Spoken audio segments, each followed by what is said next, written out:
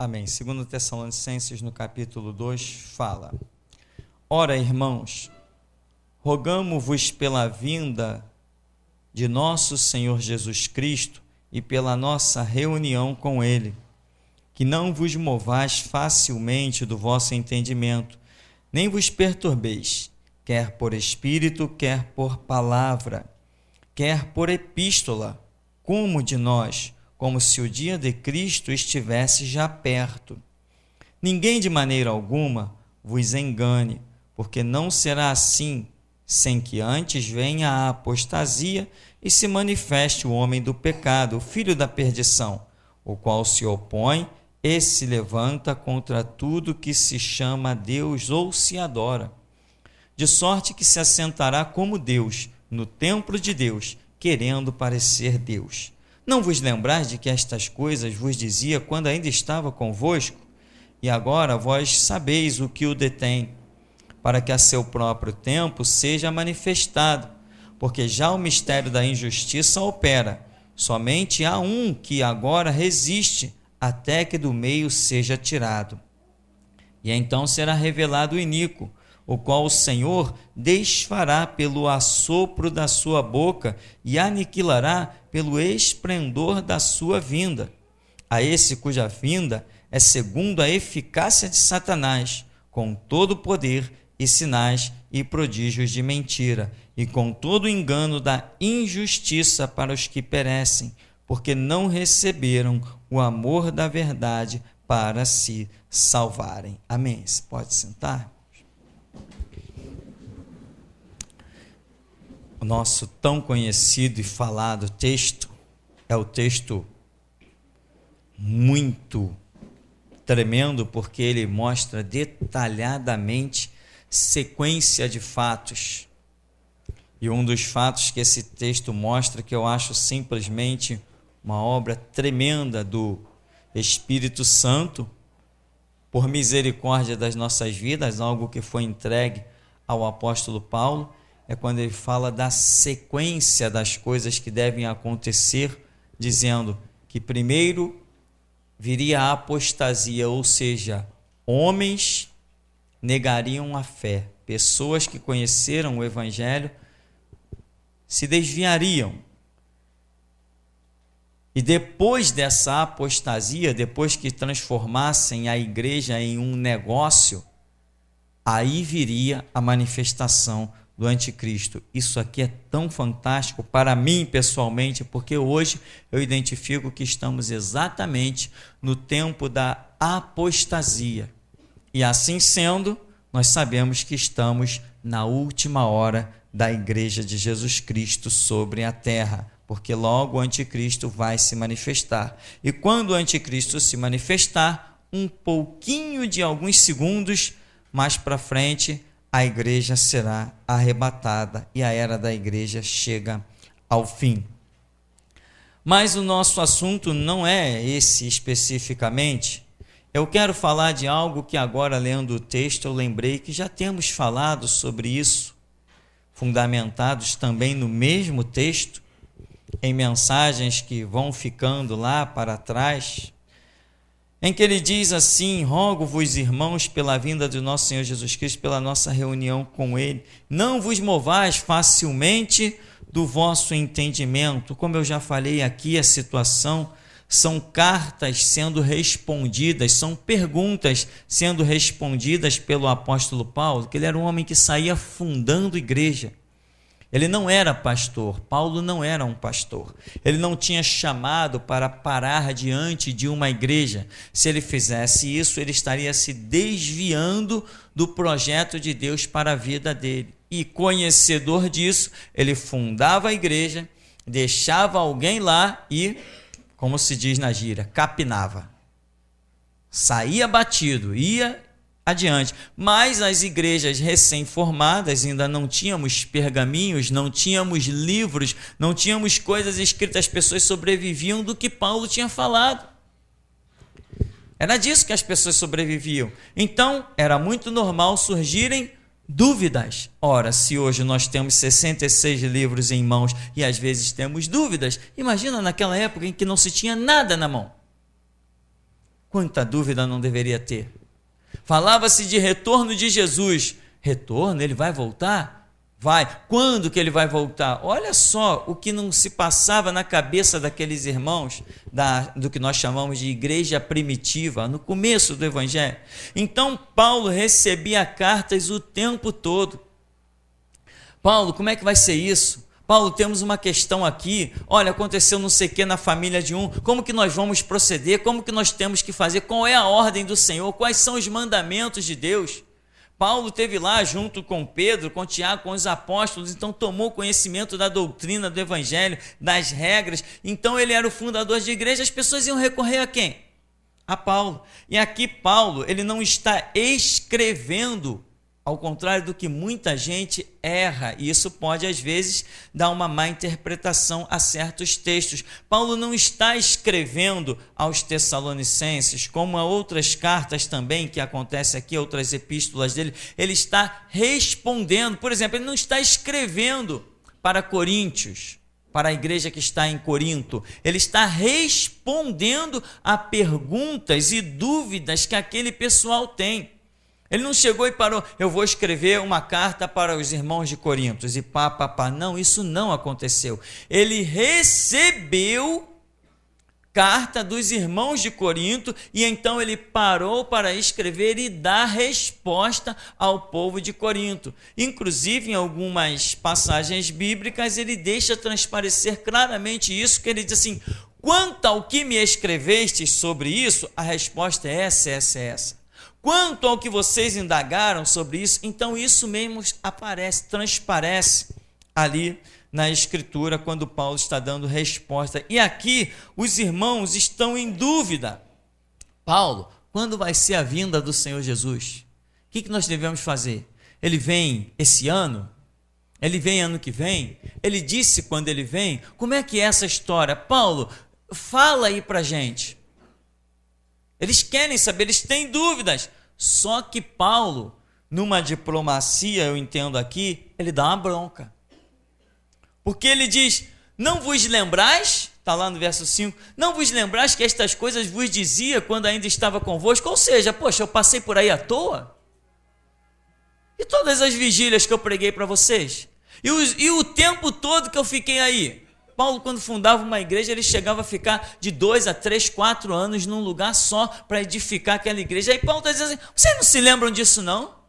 Eu não disse isso assim? Ou seja, meu irmão, e esse é o nosso tema. Você tem que tomar cuidado para que as coisas não fujam da sua memória. E quando você, na verdade, deveria ter crescido, ainda estar precisando receber o leite materno. Tem que gravar, meu irmão. Sabe o que eu fazia? Quando eu ia para a igreja, eu levava caderno e bloquinho. Lápis e bloco. Quando o pastor mencionava alguma coisa que para mim era novidade, eu escrevia aquela frase. E isso não foi ideia minha, não. Isso eu aprendi com outros irmãos. Uma vez estava um colega do seminário, estava lá num culto, e ele sentava, sacava do paletó dele um bloquinho com a caneta, e de vez em quando eu via ele escrever, e com certa amizade, por que você escreve tanto, hein? Não, sempre que o pastor fala alguma coisa que eu não sei, eu escrevo. Quando eu sinto ali que ele mencionou alguma coisa que não é natural, que é espiritual, que é revelação, eu escrevo. Uma palavra, aí ele mostrou, tinha um monte de coisa escrita.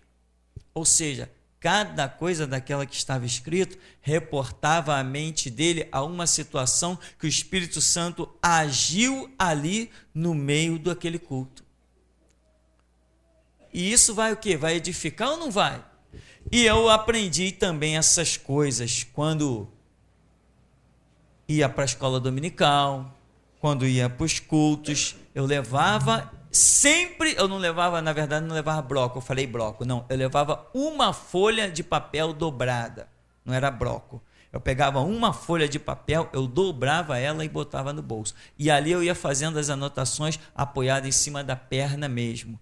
Irmão, sabe por quê?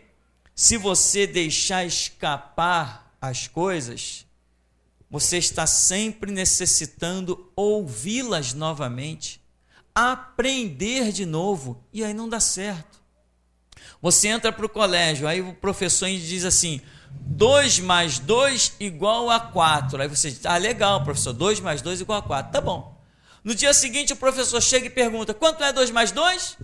Aí, professor, eu sabia, ontem o senhor falou, né, mas eu esqueci.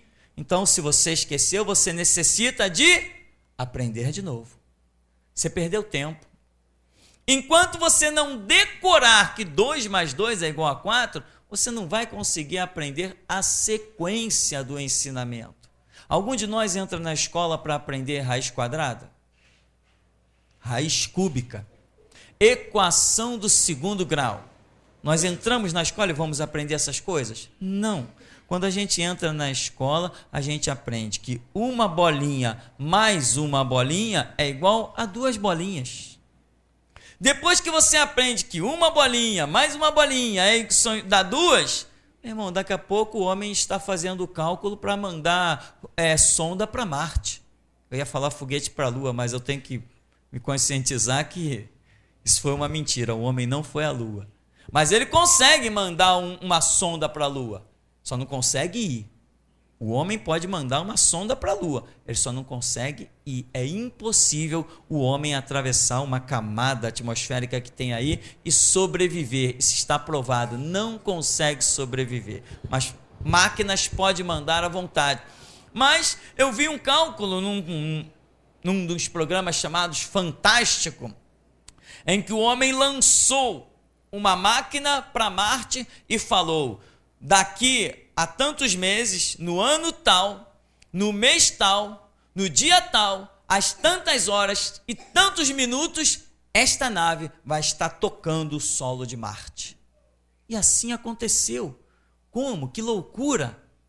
Matemática, a ciência mais exata de todos os tempos, criada por Deus. Matemática está na distância que Deus colocou do Sol para a Lua, da Lua para a Terra, da Terra para o Sol. Essas distâncias, isso é matemática, e quem criou isso foi Deus, isso é exato.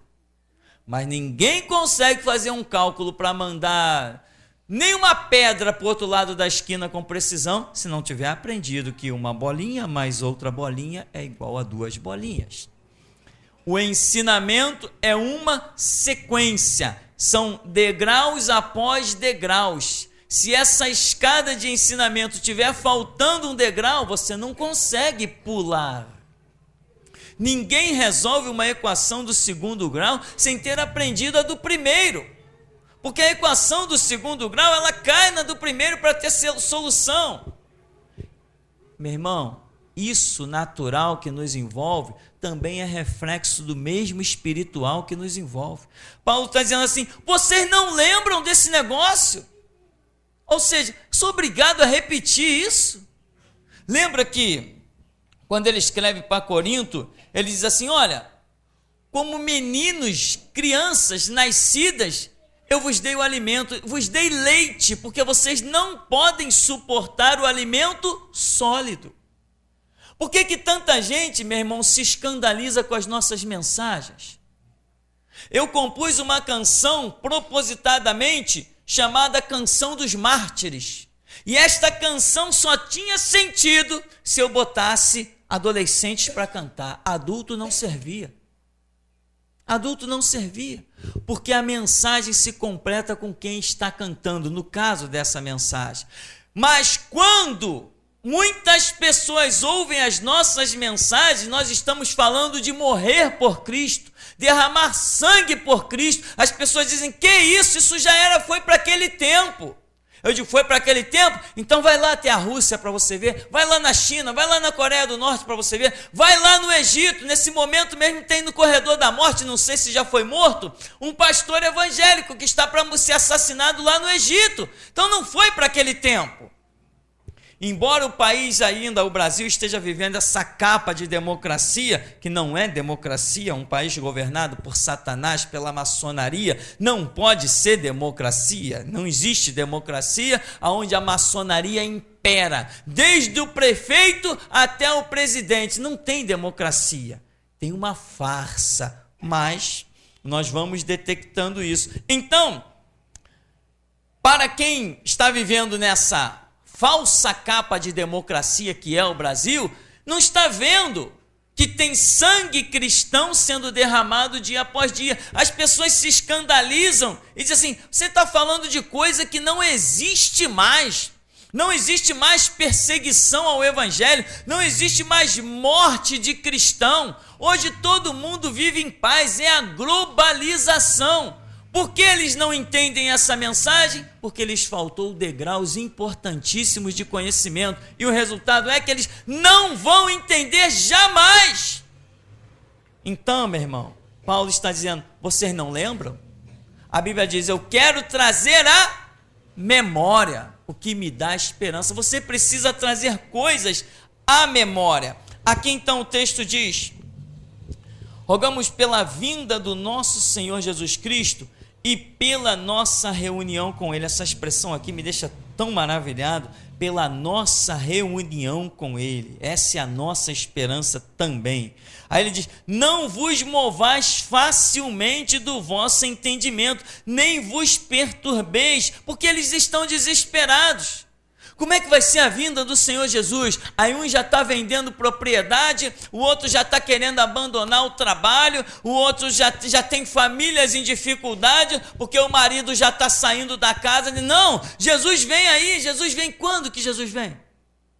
Aí Paulo está dizendo: não vos movais facilmente do vosso entendimento, nem vos perturbeis, quer por espírito, quer por palavra, quer por epístola, como de nós, como se o dia de Cristo estivesse já perto. Irmão, tem uma coisa aqui que Paulo fala que é muito séria. Ele diz assim: quer por epístola, como de nós. Estudando a história da igreja, nós vemos que as cartas de Paulo eram muito poderosas para aquele povo daquela época ali, porque eles não tinham nada para se basear, eles não tinham Bíblia, eles não tinham o evangelho em mãos escrito, eles não tinham nada disso, eles só tinham quem teve lá o contato com os irmãos de Jerusalém. E no caso as cartas de Paulo eram de um tremendo valor e era o que sustentava a igreja.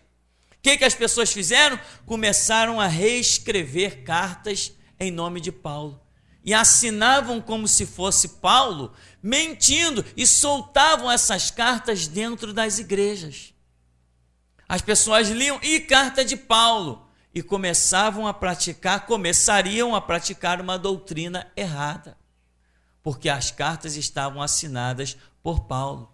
Irmão, quando você está no mover do Espírito Santo, você pode pegar até uma carta assinada embaixo: Jesus Cristo, Rei da Glória. Você lê o conteúdo da carta e diz: essa carta não é do Rei da Glória. Mas você tem que estar firme. Se você ouviu coisas e deixou elas escaparem, se a sua mente está vazia de informações, de entendimento, de conhecimento, você vai pegar uma carta escrita assim, lá embaixo escrita assim: assinado Deus, o Todo-Poderoso. Você vai dizer assim: poxa, Deus me mandou uma carta. Porque a questão é entendimento. Vê que Paulo diz assim: não vos perturbeis, que é por espírito. Está tocando direto na questão espiritual, que é por palavra, que é por epístola, como de nós, como se o dia de Cristo estivesse já perto. Ou seja, alguém está perturbando a igreja. Pegaram uma carta, escreveram coisas em nome de Paulo, estão dizendo: Jesus já está voltando, Jesus vem aí a qualquer momento. As pessoas não tinham nenhum entendimento. Aí Paulo vai e repete tudo de novo. Irmão, eu pergunto: precisa repetir alguma coisa para mim e para você? Nós deixamos escapar alguma coisa? Nós não podemos deixar escapar. Tem gente que é apenas ouvinte. Lembra que o Tiago escreve: não sejais apenas ouvintes desapercebidos, enganando-vos com falsos discursos. Por quê? Porque o discurso, se você está desapercebido, ele é o mesmo que um falso discurso. Não é que o discurso seja falso, mas depende da nossa percepção, depende do nosso entendimento, depende da nossa compreensão, depende do que estamos fazendo com o discurso. Deus leva uma pessoa para uma igreja, Deus mostra em sonhos, em visões, Deus faz tanta coisa, mas a pessoa senta lá no banco da igreja e não leva a coisa tão a sério como deveria. Deus me tirou de tal lugar, Deus me trouxe para cá, Deus me deu um recurso, Deus me abriu as portas, mas não está levando aquilo tão a sério. Quanta gente chega nesse lugar aqui e olha para isso aqui como se isso aqui fosse apenas mais uma igreja. Não está tendo entendimento. Isto aqui não é mais uma igreja. Eu prefiro a morte do que esse ministério aqui se transformar em apenas mais uma igreja. Entra nas igrejas por aí nesta hora, hoje é domingo, né? Tudo que é igreja está aí de portas abertas funcionando. Vê se lá eles estão falando de morte, de martírio, de sangue. Vai lá ver. Então nós não somos mais uma igreja. Nós precisamos ter entendimento. Paulo está dizendo, vocês não se lembram que eu já falei sobre isso? E agora vocês já sabem o que o detém, para que a seu próprio tempo seja manifesto. Aí Paulo vai dizendo, eu já não falei esse negócio para vocês, eu já não repeti. Vocês não lembram quando eu estava aí no meio de vocês, eu estava falando dessas coisas. Vocês esqueceram por quê? Irmão, tem coisas simples que quando nós esquecemos, a nossa vida espiritual acabou. Quando você perde aquela firmeza do zelo de estudar a Bíblia.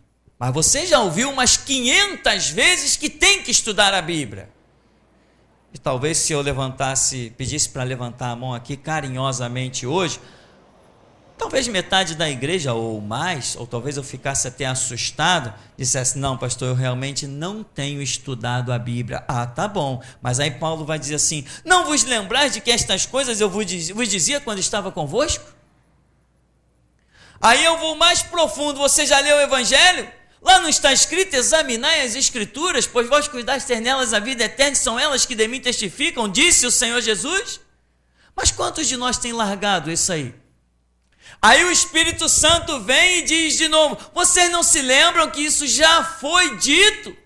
Isso já foi falado? Aí chega uma hora que vem o mover do Espírito Santo. Quando passa o mover do Espírito Santo e as pessoas ficam deslocadas, ficam para trás, começam a procurar culpa em qualquer coisa, na parede, no teto, no chão, no pastor, no irmão. Irmão, lembra-te de tudo quanto tu tens ouvido e guarda. É por isso que nesse ministério, desde cedo, Deus deu esse projeto de gravação das mensagens. E nós já falamos, irmão, se você não pode levar o CD pagando o que tem aí para ser pago, leva de graça, porque nós sabemos a importância de você poder ouvir, necessitar ouvir essas coisas novamente. E é por isso também que lá na internet estão lá disponibilizadas de graça. Tudo que a gente por aí, você tem que ir lá baixar, pagar R$2 para poder baixar uma mensagem. As nossas não. As nossas são as melhores, são reveladas por Deus, são ensinamentos profundos e poderosos, estão lá de graça. Por quê? Porque para ninguém chegar inocente diante do Senhor. Aí Paulo, não vos movais facilmente do vosso entendimento, nem vos perturbeis. Tem pessoas que se movem com muita facilidade. Tem pessoas que são firmes, só se movem quando o Espírito Santo é quem empurra. Mas tem outros, meu irmão, que qualquer palavrinha, qualquer moverzinho, qualquer besteirinha está empurrando a pessoa, está deslocando ela. Nós temos que ser firmes e constantes, sempre abundantes na obra do Senhor. Nós temos que ser firmes e inabaláveis, buscando na face do Senhor, procurando a verdade como se procura uma pérola preciosa.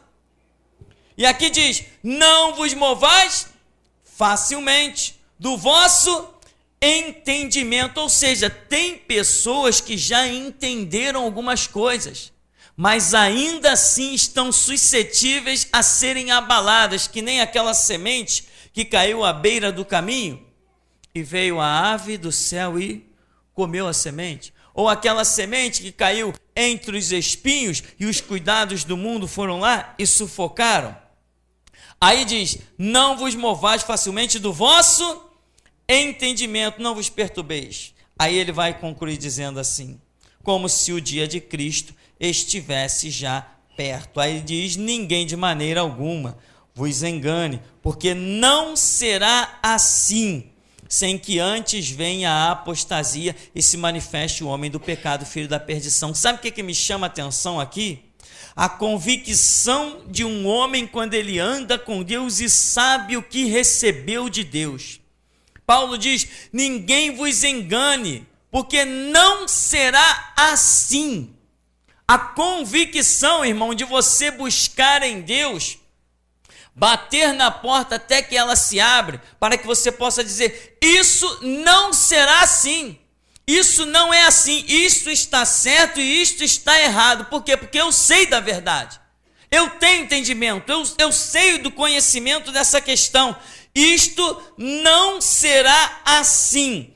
Antes que isso aconteça, antes que o Senhor se manifeste, é necessário que venha a apostasia e se manifeste o homem do pecado, o filho da perdição. Ou seja, enquanto tem um monte de gente perturbada dentro das igrejas por causa de uma informação que eles não têm, Paulo, que tem a informação, está tranquilamente com a sua vida, dizendo: eu não estou preocupado com isso, isso não vai ser assim. Enquanto tem gente lá desesperada, como vai ser o dia do Senhor, vendemos as propriedades, ou abandonamos tudo, o que a gente faz? Para onde a gente vai? Voltamos para Jerusalém? Ele vai retornar lá em Jerusalém, então temos que sair de Tessalônica, temos que sair de Filipos, temos que ir para onde? Paulo: não vai ser nada disso, vocês estão se desesperando, se perturbando, sabe por quê? Porque não tem conhecimento, não tem entendimento. O que resta? Desespero, perturbação. Agora, quando entra o entendimento, o conhecimento e sai a dúvida, você anda tranquilo. Você anda em paz, você anda sabendo no que você está crendo, e certo que Deus é poderoso para realizar tudo quanto deseja. Aí ele diz: ninguém de maneira alguma vos engane. Mas tem gente que deixa passar a informação e acaba sendo enganado. Quer ver? Você não conhece várias pessoas que um dia estiveram em igrejas verdadeiras e depois passaram para igrejas falsas? Uma vez eu conheci um grupo de jovens que estava na mesma igreja que eu, de repente esse grupo sumiu, foi para outra igreja, tudo bem, normal, foi para outra igreja. Aí depois eu encontrei algumas pessoas daquele grupo que tinha ido para outra igreja, falei: vocês foram para onde? Não, agora nós nos encontramos, nós estamos na igreja que diz que nós somos predestinados. E eu falei: vocês não lembram dos estudos que nós fizemos na mocidade da igreja? Vocês não lembram quantas vezes nós debatemos esse assunto sobre predestinação? Vocês esqueceram de tudo? Não, mas agora nós recebemos uma explicação melhor. Eu falei: é mesmo? Você não vê como as pessoas são facilmente enganadas, como elas se movem do seu entendimento? Irmão, você não tem que ser um cara obstinado. A Escritura diz: ouve tudo. Paulo dá esse conselho: ouve tudo e retém o que é bom. Você não tem que ser um obstinado, a menos que você tenha de Deus uma revelação.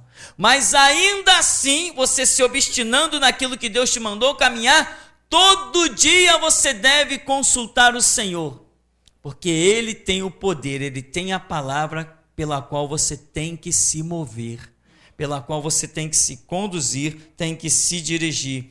Mas tem pessoas que facilmente são enganadas. Então nós conhecemos quantas pessoas saíram da guarda da palavra para ir guardar uma rosa.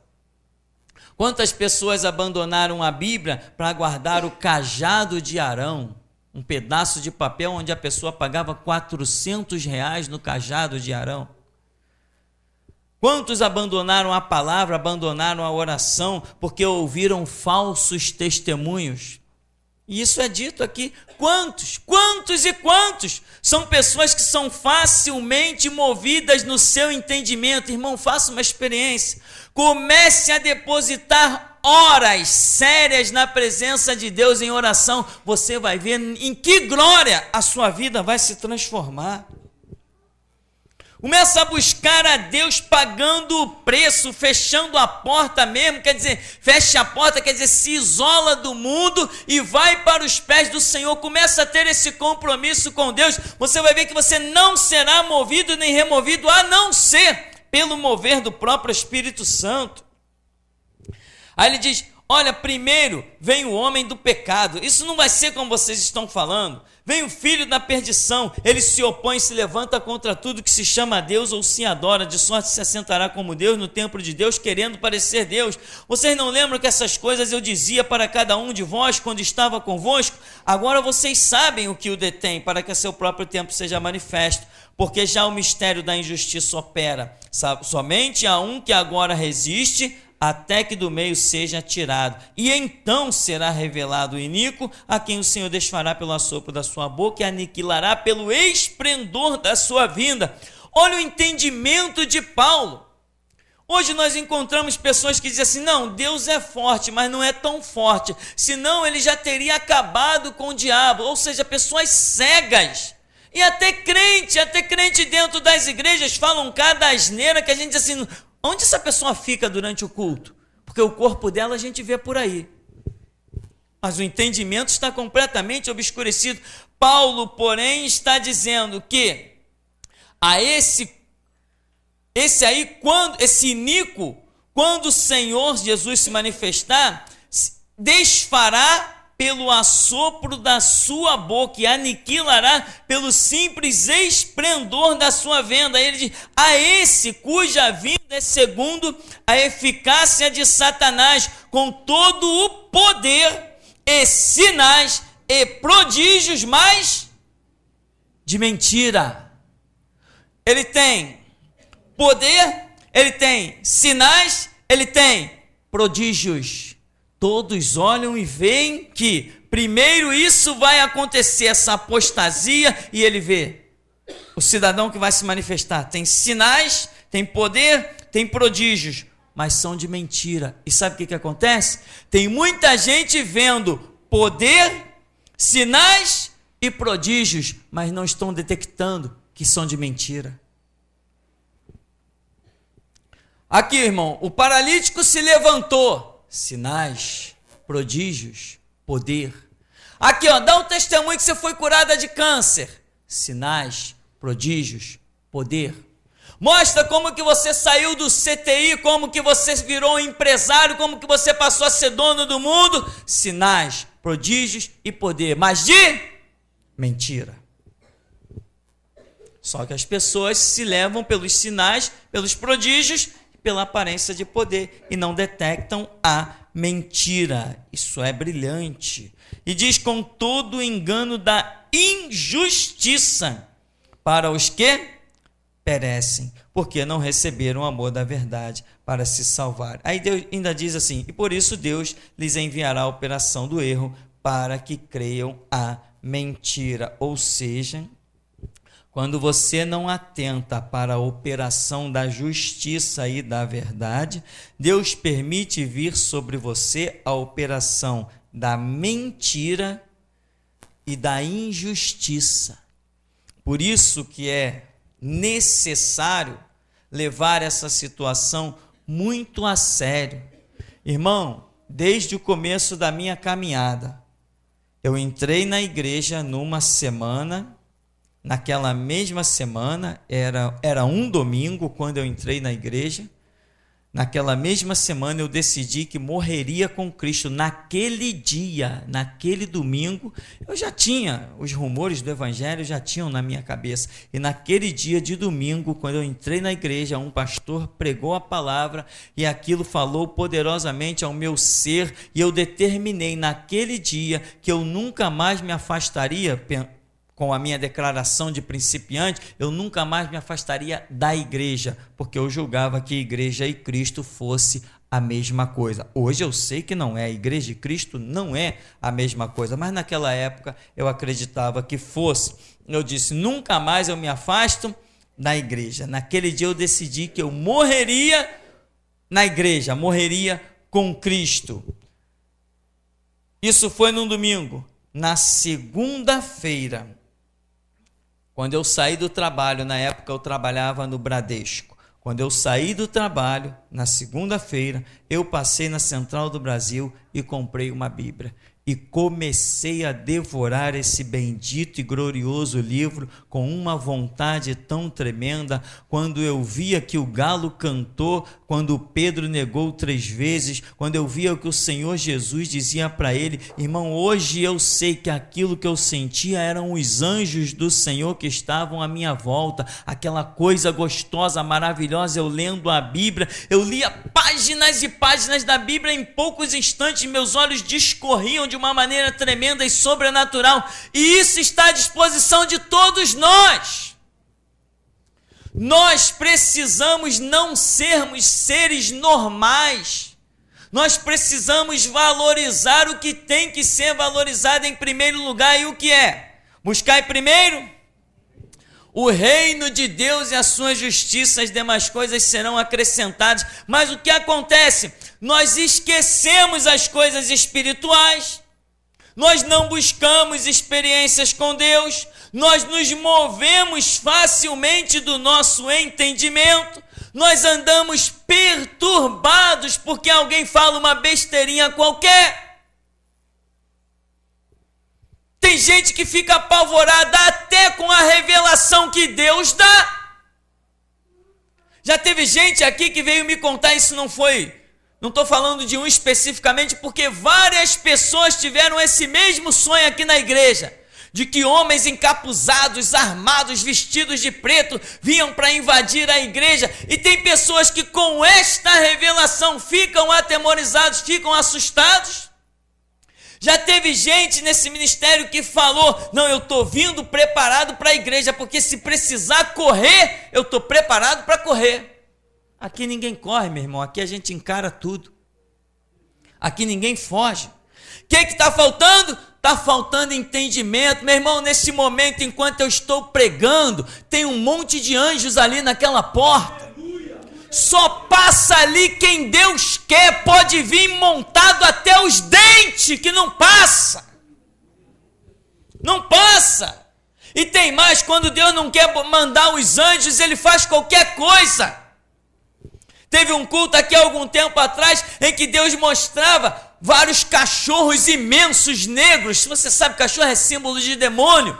Vários cachorros imensos que saltavam dali de fora em direção à porta, e eles batiam no que nós não víamos nada. Eles batiam e caíam, batiam e caíam, batiam e caíam, porque Deus é poderoso. Aleluia, Deus.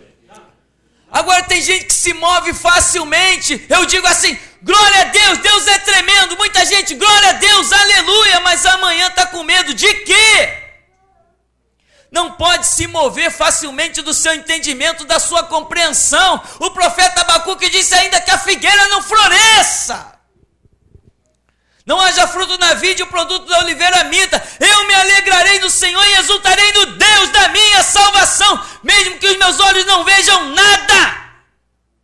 Eu sei que Ele vive acima de todas as nuvens, Ele reina acima de todas as circunstâncias, Ele é poderoso.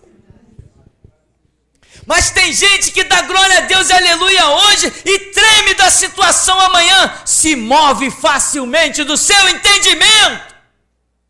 Tem gente que hoje prega que Deus pode colocar o pão na mesa, que pode alimentar Elias 40 dias e 40 noites no deserto, que pode sustentar Moisés no monte 40 dias e 40 noites, mas se perder o emprego vai se desesperar.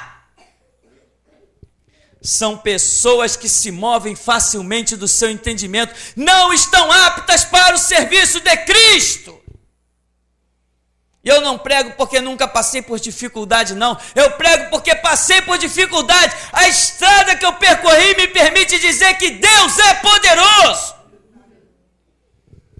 Uma vez eu me vi num caos, me vi no deserto, eu estava num estresse tão terrível que eu vivia à base de maracujá. Mas eu disse para Jesus: nem que eu vá para debaixo da ponte, mas o teu nome eu não nego.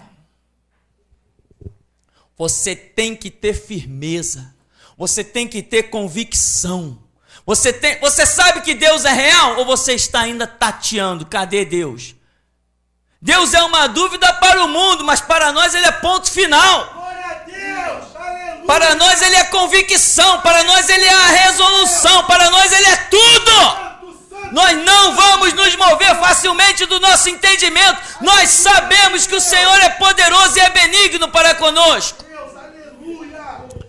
Nós conhecemos a história do Calvário que nos foi contada hoje. Deus, Santo de Israel. A história do Calvário não nos foi contada 2000 anos atrás. O Espírito Santo nos tem contado ela hoje. Deus, aleluia, Jesus. E assim como é viva a história, é viva o seu autor.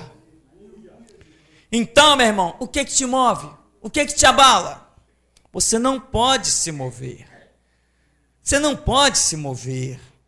Você não pode se mover porque essa obra é muito contraditória. E um dia vão botar um revólver na tua cara.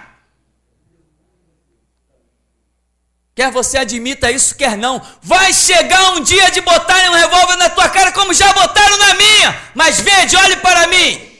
Aleluia, Deus. Vê se eu não estou de pé. Glória a Deus, aleluia. Vê se eu não venci algemas e cadeias. Vê se Deus não é poderoso. Vê se até os juízes não estão com medo de pegar a nossa causa. Porque sabe que a nossa língua é a pena de um destro escritor. Nós não nos movemos facilmente do nosso entendimento. Um dia o Senhor me arrebatou e me levou às regiões celestes e me fez mergulhar num rio de águas cristalinas. Eu não esqueço isso. Podem passar rios e mares, ninguém me arranca essa experiência. Mas tem gente que conta maravilhas. Pastor, eu tive um sonho. Pastor, foi um sonho tremendo. Amanhã já esqueceu o próprio sonho. Se esquece o próprio sonho, que dirá o que eu prego? Pois eu te digo, eu não esqueço nem o que eu prego, nem os meus próprios sonhos. Mas tem gente que esquece.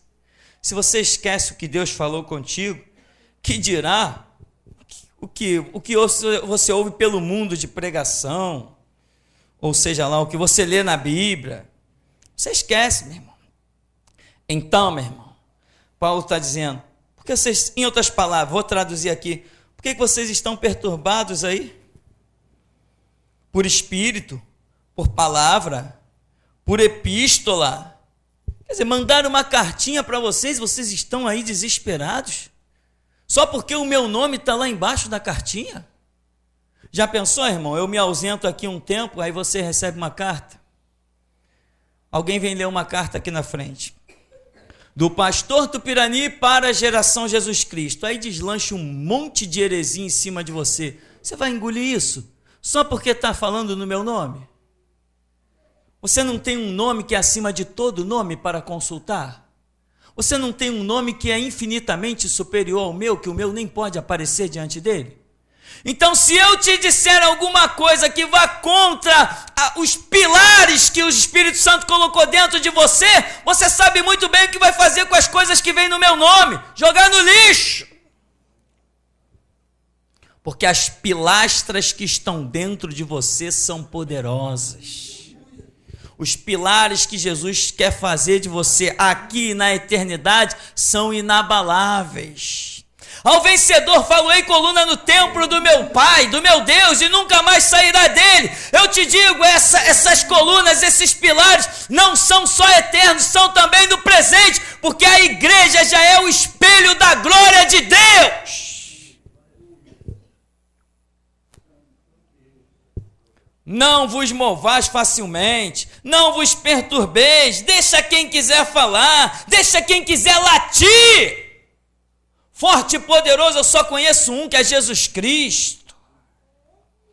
Acima dele, não reconhecemos poder, porque ele disse: todo poder me foi dado nos céus e na terra.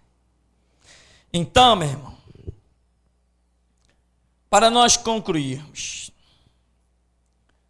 Paulo diz, no verso 5, não vos lembrais de que estas coisas vos dizia quando ainda estava convosco.